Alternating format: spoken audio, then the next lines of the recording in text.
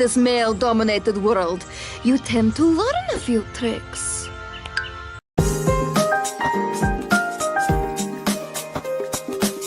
Before I start this video off, I just want to clarify that I do not hate Anastasia or dislike her.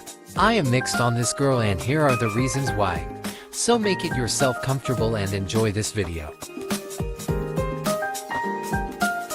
There are different types of strengths other people have, but here are the main 3 skills that you definitely have heard before. They are called brains, bronze, and beauty. A character has at least one of them, and for some reason, Anastasia has all of them.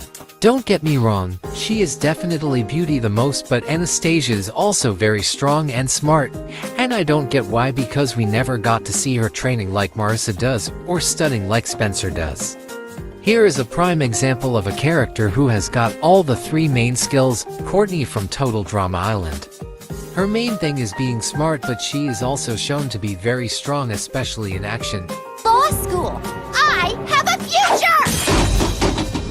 I miss that girl. And she is canonically beautiful in the show. You're the most beautiful girl I've ever seen! And the smartest! What are the odds? Thank you, Sir Justin. But the main difference between these two is that Courtney actually has trained to be skilled. Due to her overachieving nature, she gets very jealous when somebody is slightly better than her. So, Courtney trained hard to be both brains and bronze. This show told us a lot of Courtney's backstory in the confessionals, again especially in action. If you want something done right, you do it yourself! And there we actually got to see how she got so skilled. Also, she was the love interest of one of the main characters in Season 1. So it makes sense why she would also be beautiful. But Anastasia never trained for any of this. Now I get that Ana's whole story is that her strengths are overlooked by men, and that nobody sees her true potential, but tell me, where or how she got her true potential in the first place? In almost every challenge, she is shown to be an iconic ESTP girl boss, who carries her team over and over again. Warn me before you throw! This woman... Linda, focus! That was your slip-up. Ah! Anastasia is out! Ugh, there's barely anywhere to move. Come on, team! Pass the ball up! I mean, take a look at episode 9, which is the most recent episode as of writing it. She somehow managed to lift Logan up with one hand while the other hand is at the carousel. That is speeding very fast. While other characters that have shown to be strong already had troubles with the challenge. And do you want to know how Anastasia lost? Because Linda, her biggest enemy, distracted her while Anna warned Linda not to do that. I mean, that's just crazy. Also, the fact that Anastasia spotted Logan and Richard hiding the idol is so stupid. Because why was she there randomly? Was she spying on them, or did she just chill there until they arrived? IDK man, they never bothered to explain, which is dull because it is literally a major plot point. Anyways, that's it with part 1. Let's go to part 2.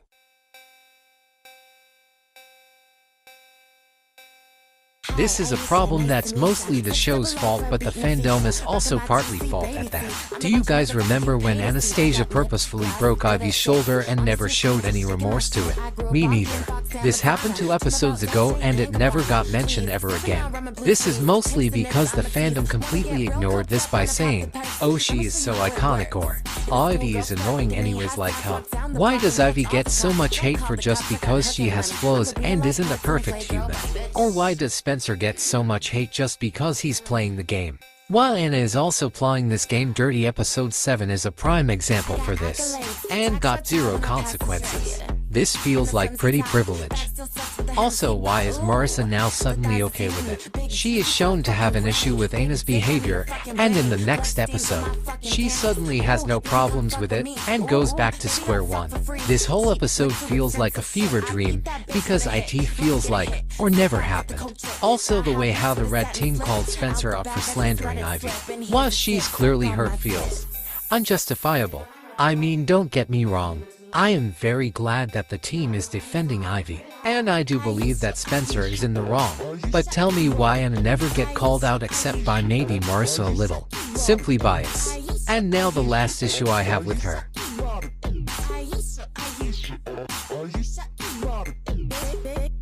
Why would Linda eliminate Marissa, who is the only person to care for her?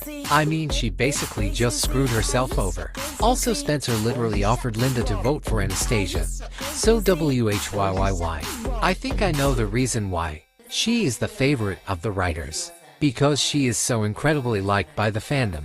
I mean, they literally eliminated her closest ally, so we would feel bad for her. Ah, poor Anna Montana. Don't you feel bad for her too? Her only friend couldn't even make the merge. Ridiculous. Alright guys, that's it with the video. Thank you guys for watching it, and also keep in mind that this is just my opinion. I hope you enjoyed this video, and goodbye.